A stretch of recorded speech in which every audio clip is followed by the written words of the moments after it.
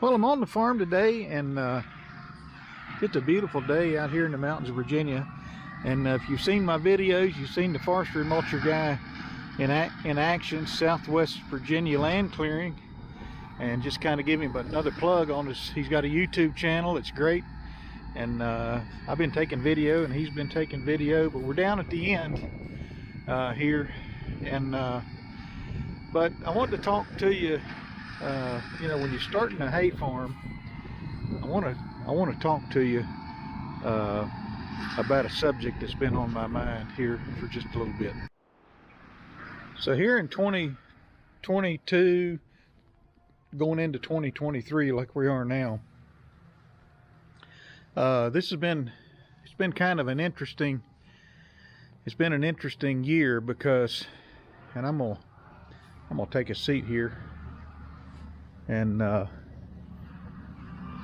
but it's been kind of an interesting year in that while there's hay out there, there is a shortage of quality hay, and one of the problems is the prices are high, and between the shortage of decent hay and the price of hay, the buyers, not all of them, but a certain percentage, I guess, might be the way to call it. But you know, they're very irritable, and I've probably had more angry customers this year, or potential customers, than I've ever had. And you know, people are wanting, you know, if you've got cheap hay, which we've got some cow and goat hay back there, but you know, they want it to be Kentucky Derby horse quality hay, and they're mad if it's not. And you try to tell them, and so they get all bent out of shape, and then they, you know, they don't want us to pay sales tax. We have to collect sales tax in the state of Virginia.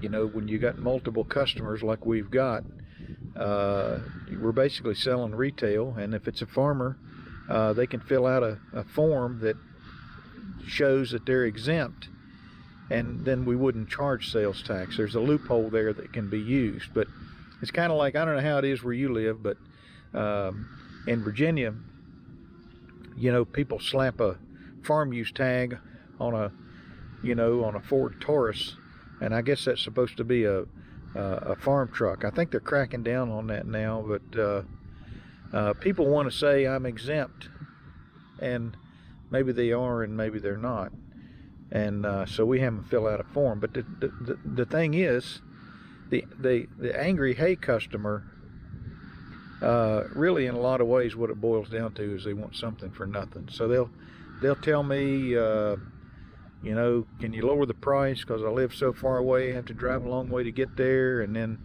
they don't want to pay the sales tax. You know, your bales, you know, they don't weigh 70 pounds. Can you knock the price down on that? And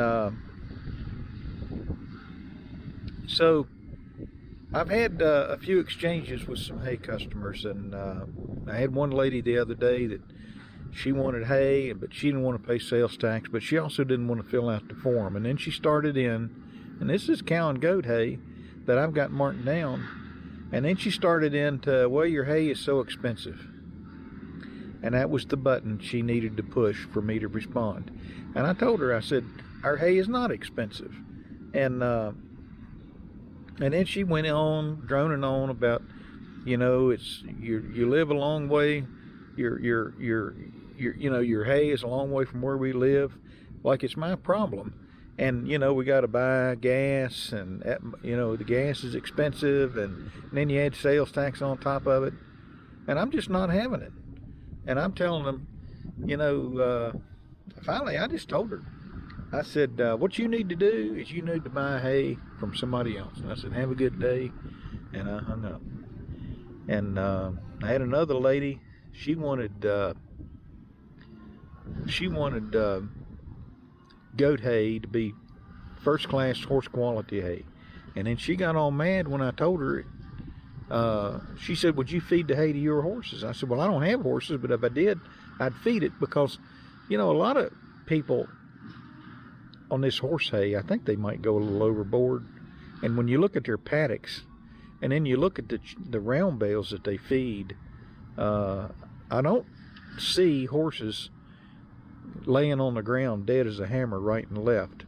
But so I mean, I'd probably be a little more particular about the horse hay that I feed, but I mean, sometimes they just get carried away with it, which is fine with me, because, you know, good super clean hay brings a nice price. But so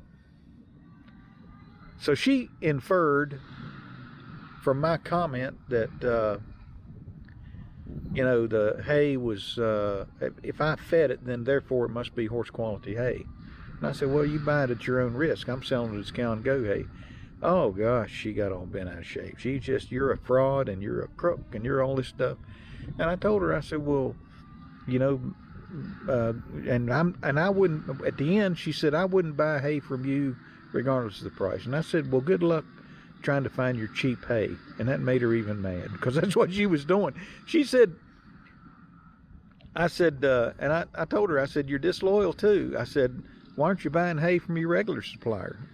Well, she claimed he was out. You know, she didn't really have, she didn't have a regular hay supplier. She's one of these people, I'm pretty sure, that just goes around buying on a whim. She looks in her shed and she got 2 or 3 bales and figures, well, I guess I better buy some hay. So what I'm going to do is I'm going to beat down the hay supplier and try to get it cheap. Well, if we have hay marked down, there's a reason. It's because it's got some foxtail in it. Maybe it's got some weed pressure, and we call it cow and goat hay, and we don't market it as horse quality hay, but a lot of people do. So to kind of bring us full circle, you know, if you're starting a hay farm, it's be prepared for the angry customer, because they're coming, and you're gonna hear it. Most of our customers, just about all of them, are great, but there's always 1 or 2, and you just need to expect that. And typically I don't try to respond.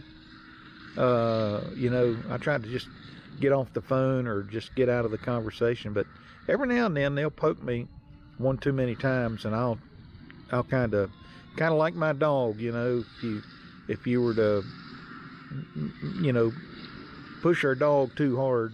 And I may have said this in the video one time. One time I was giving the dog a bath, and I think I was being just a little too rough with her, and she just kind of ever so slightly growled a little bit, and I said, well, I need to back off here, because and the dog was in the right. You know, say what you will about a dog, but this is a pretty good, pretty even-tempered dog, and I knew then that I'd gone too far, or was heading in that direction. And that's the way it is with these hay customers. If they go too far, then I might growl a little bit, just like that old dog I'm talking about. And so, you know, the main thing is you know, stand your ground, be nice to these customers, but at the same time, you know, at least verbally, be prepared to defend yourself some, because the angry hay customer is going to come along. So that's kind of the video. I just thought I'd sit here while he's finishing up that road frontage and talk about it just a little bit. It's been kind of on my mind, and this year, you know, we've had more. When I say more, it's probably less than 5 angry hay customers, and none of them bought any hay from us. They were pricing and trying to beat us down, and I just felt like needed to push back a little bit on those. But starting a hay farm, be prepared for the angry hay customer, because it's coming. Hope you enjoyed the video. Subscribe, comment, hit the like button, and we're about ready to get into the hay season pretty good. We've got this field cleared, and things are greening up all over. So we'll talk to you later.